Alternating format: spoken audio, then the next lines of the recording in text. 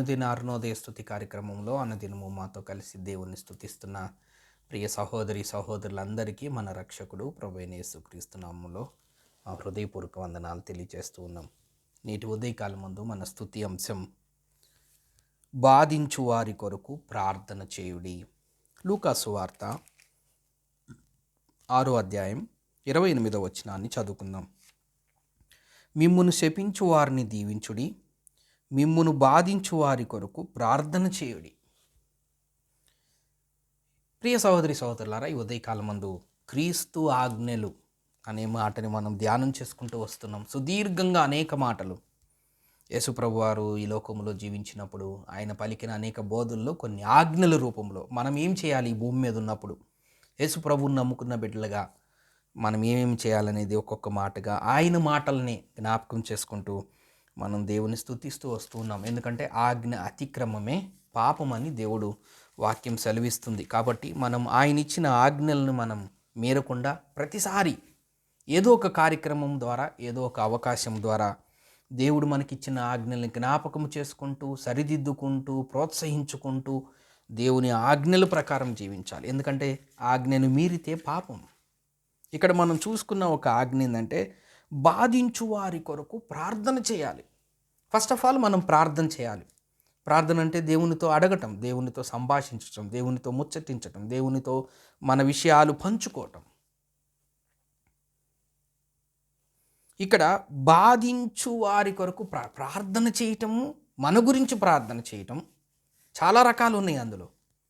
మొదటిగా ప్రార్థన చేయటం, మన గురించి ప్రార్థన చేయటం, మన గురించి ప్రార్థన చేసే దాంట్లో మళ్ళీ భౌతిక సంబంధమైన విషయాల గురించి ప్రార్థన చేయటం, ఆత్మీయ జీవితానికి సంబంధించిన విషయాలు ప్రార్థన చేయటం, మన కుటుంబాల గురించి మనం ప్రార్థన చేయటం, మన కుటుంబంలో ఉండే తల్లిదండ్రులు, భార్య, పిల్లలు వీళ్ళ గురించి మనం ప్రార్థన చేయటం, మన స్నేహితుల గురించి మనం ప్రార్థన చేయటం, మన ఇరుగు పొరుగు వారి గురించి మనం ప్రార్థన చేయటం, మన సంఘం గురించి మనం ప్రార్థన చేయటం, సంఘంలో ఉన్న బిడ్డల గురించి మనం ప్రార్థన చేయటం, సంఘ ప్రకటనలో ఉన్న ప్రకటనల సంఘ అవసరతల గురించి మనం ప్రార్థన చేయటం, సంఘ పరిచర్య గురించి మనం ప్రార్థన చేయటం.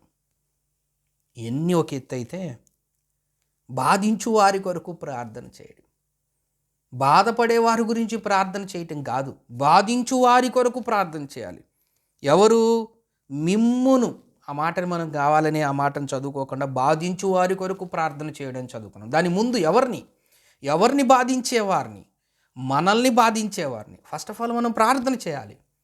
ఎవరి గురించి ప్రార్థన చేయాలంటే మనల్ని ఎవరైతే బాధిస్తారో వారి గురించి మనం ప్రార్థన చేయాలి. రక్తమాంసములతో ఉన్న ప్రతి మానవుడికి ఇది చాలా కష్టతరమైన ఆజ్ఞ. కానీ దేవుడు కోరుకుంటున్నాడు మనం చేయాలని. ఆయనే క్షమించాడు. ఆయన ఈ లోకానికి దిగి వచ్చినప్పుడు ఆయన్నేమి అందరూ స్వాగతించలేదు. ఆయన బోధలు చేసేటప్పుడు ఆయన బోధల్లో తప్పుపట్టాలని చూశారు పరిసయ్యులు, శాస్త్రులు.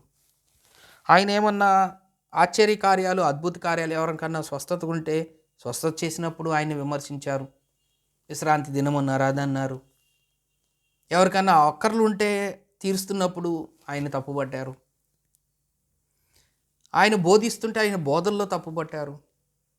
నేను దేవుని కుమారుని అంటే ఈయన దేవుని దూషిస్తున్నారని ఆయన తప్పుపట్టారు.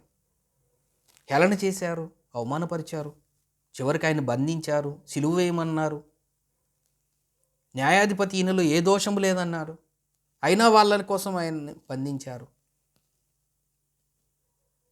ఆయన ముఖం మీద ఉమ్మి వేశారు, చెంప వెంట్రుకలు పీకారు, తల మీద ముండ్ల కిరీటం పెట్టారు, కొడాలతో ఆయన శరీరాన్ని గాయపరిచారు, వస్త్రాలు తీసివేశారు, సిలువను యెరూషలేము వీధుల గుండా మోసుకెళ్ళేట్టుగా కొరడాలతో కొట్టి భారమైన ఆ సిలువను ఆయన మీద పెట్టారు.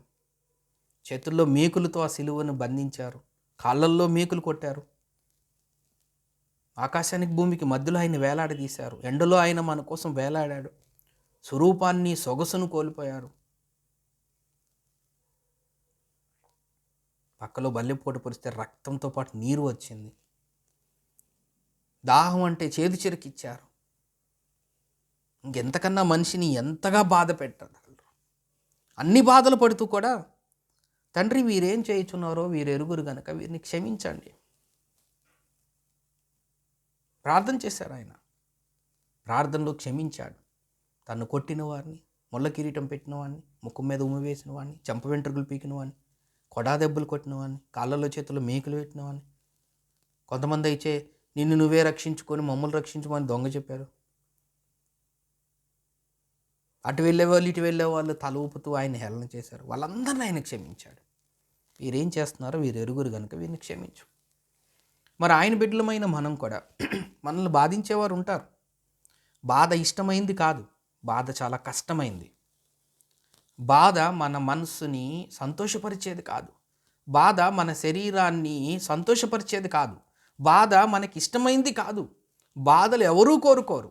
బాధ కన్నీరు కలిగిస్తూ ఉంటుంది, బాధ మనోవేదన కలిగిస్తూ ఉంటుంది, బాధ దుఃఖాన్ని కలిగిస్తూ ఉంటుంది, బాధ నిద్రలేని రాత్రులు గడిపిస్తూ ఉంటుంది, బాధ ఆహారం కూడా తీసుకోలేని పరిస్థితి కనిపిస్తుంటుంది. బాధ మనోవేదనతో ఏ మందులు ఆ బాధకు పనిచేయవు.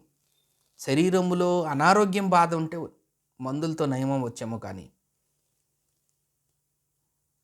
ఆత్మకు బాధ అంటే అదే కదా, జ్వరం వస్తే, దగ్గు వస్తే, జలుబు వస్తే, ఇలాంటి బాధలుంటే మందులతో ఆ బాధను నయం చేసుకోవచ్చు.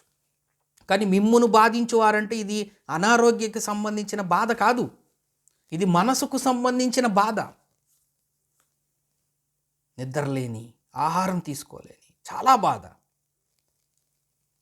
ఆ విషయాన్ని తలుచుకుంటేనే మనసంతా ఏదో ఒక రకమైన బరువు ఎక్కిపోతుంది. కొన్నిసార్లు మనమే కుమిలిపోతాం. కొన్ని సందర్భాల్లో మనల్ని బాధ పెట్టిన వారిని కనిపిస్తే కొడదాము, తిడదాము అన్నంతగా ఆ బాధ మనల్ని అంతగా తినేస్తూ ఉంటుంది, మన మనసుని వేదన పుట్టిస్తూ ఉంటుంది. శరీర రోగాలకైతే మందులు నయం ఉన్నాయి, కానీ మనల్ని బాధించిన వారిను ఎంతో వేదన, ఎంతో శ్రమ. అది గుర్తొస్తేనే కొంతమంది కళ్ళమ్మట నీళ్ళు, కొంతమంది మనసులోనే దుఃఖిస్తుంటారు, ఏ పని చేయలేరు. ఎక్కడికి వెళ్ళినా ఆ బాధ గుర్తొచ్చినమ్మటే వాళ్ళని వాళ్ళు మర్చిపోతారు, వాళ్ళు చేస్తున్న పనిని కూడా మర్చిపోతారు, దిగులు పడిపోయి డీలా అయిపోయి వేదనతో ఉంటారు. మరి అలాంటి వారిని క్షమించటం, అలాంటి వారికి ప్రేమ చూపించటమే కాకుండా అలాంటి వారి కొరకు ప్రార్థన చేయమన్నాడు దేవుడు. నిజంగా కష్టతరమైన దేవుడు చేశాడు. ఆయన బిడ్డలమైన మనం కూడా ఆ విషయంలో మనం చేయాలి. బాధించే వారి కొరకు మనం ప్రార్థన చేయమన్న దేవుడు. అట్టి ఆజ్ఞను మన జీవితాల్లో మనం నెరవేర్చి దేవునికి మహింకరంగా మనం జీవిద్దాం. దేవుడి కొన్ని లేఖన భాగములు మన కొరకు దీవించునుగాక. ప్రార్థన చేసుకుందాం. ప్రేమగల తండ్రి, మీకు స్తోత్రం వందనములైనా. బాధించు వారి కొరకు ప్రార్థన చేయమన్నారు. అట్టి జీవితం మీరు మా కొరకు సిలువలో చనిపోయే ఆ పద్ధతిలో మిమ్మల్ని దూషించిన వారిని, శిక్షించిన వారిని, బాధించిన వారిని క్షమించారు. మేము కూడా మా జీవితంలో బాధించు వారి కొరకు ప్రార్థన చేసేవారిగా మమ్మల్ని ఉంచినందుకు ఉంచమని యేసు నామమున స్తోత్రం చెల్లించి ప్రార్థన చేస్తున్నాం తండ్రి. ఆమేన్.